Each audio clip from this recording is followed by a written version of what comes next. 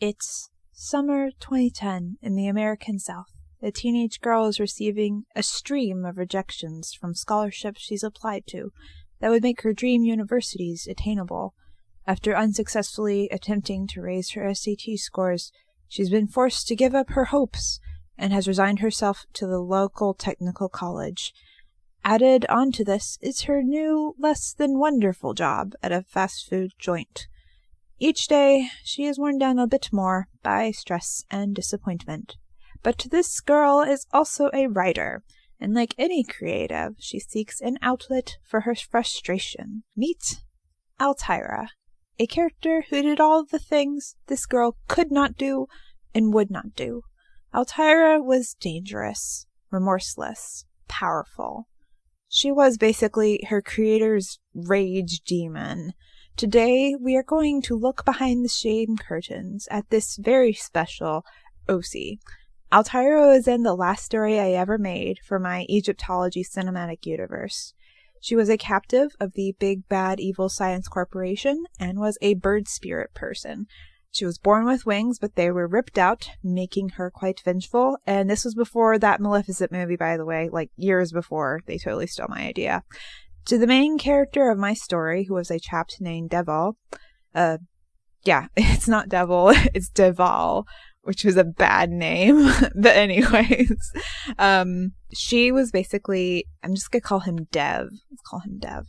She was basically Dev's manic pixie dream girl, but like 100% evil. So, I mean, did his life change when he met her? Absolutely. But instead of fixing a sad boy, she was just here to make him completely miserable. Altaira had both brawn and brains. She was physically strong and agile, and she was smart and manipulative, but she was also kind of unstable, but she could still fit into society. So she was kind of like Hannibal from like the TV series, where he was a psychologist and he was just living in plain sight while he was like killing and eating people. Like, Altaira never ate anyone that I know of. But, I mean, she was evil and driven and focused on her own desires and, held petty grudges and gave disproportionate retribution for being rude. She blended into society. She had relationships, hobbies, and was well-dressed in an absolutely insane 1980s ABBA-inspired kind of way. Oh my gosh, how awesome would it be to have Hannibal, but with 1980s ABBA-inspired aesthetic and clothes? Like, I would watch that so bad. I mean, oh my goodness. Okay, I call Altaira my rage demon because she was running on hatred. Like, the evil corporation of my cinematic universe, they were on their last leg whenever they captured her and experimented on her and basically tortured her. But by the time, like, she's free, like, they're basically dissolved. The company's president is dead. She doesn't really have anyone in the company to take revenge on. But happily for her, Dev, the guy who found her, the main character, he actually kind of saved her. He is also a clone of the president of the Evil Science Corporation.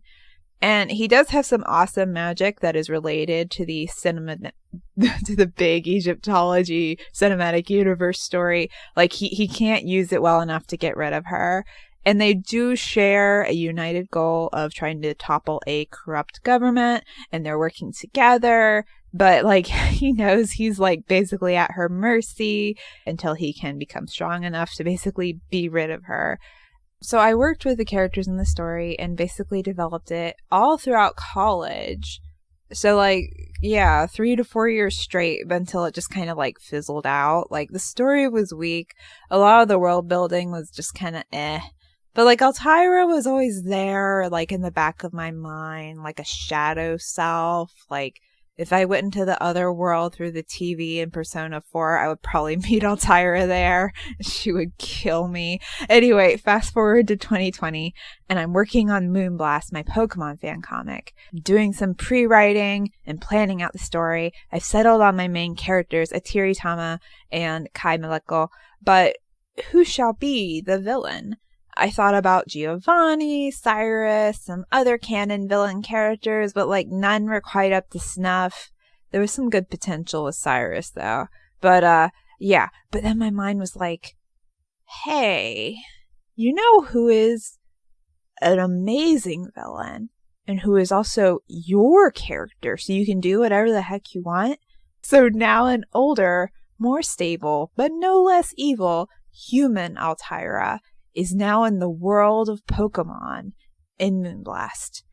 Her name is Altaira LaFay because, you know, why not? And I have zero regrets. I cannot wait to pit her against my main characters who are like, Atiri is a cute little cinnamon roll, and Kai, like, well, okay, Kai is a child and he has the worst luck in universe due to getting cursed.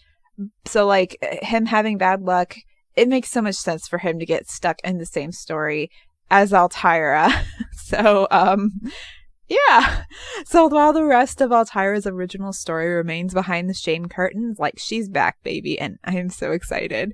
It is kind of wrong for her to be in a story where she's pitted against literal children, because she just has no restraint, but I think I could pull it off. And while she is no longer an ABBA 1980s fashion anymore, unfortunately, she is in Vivienne Westwood inspired designs, so I think that's a pretty good payoff. So yeah, do you have a favorite villain character, either of your own creation or in something else? Comment down below and let me know. Oh, and just to put it on the record here, Altaira's like perfect boyfriend is the Slender Man. I once drew them unironically on a date back in 2012. They would be so good for each other, like in an evil way. They're both like pretty horrible and well dressed. And there wouldn't be like any power imbalance between them. Like a lovely couple in their own way. I love it when villains get together. So yeah, that's all there is to, well, no, I was about to say that's all there is to say about Altaira, but I could talk about her for hours, but I will not. All right, I'll see you on the next video. Bye bye.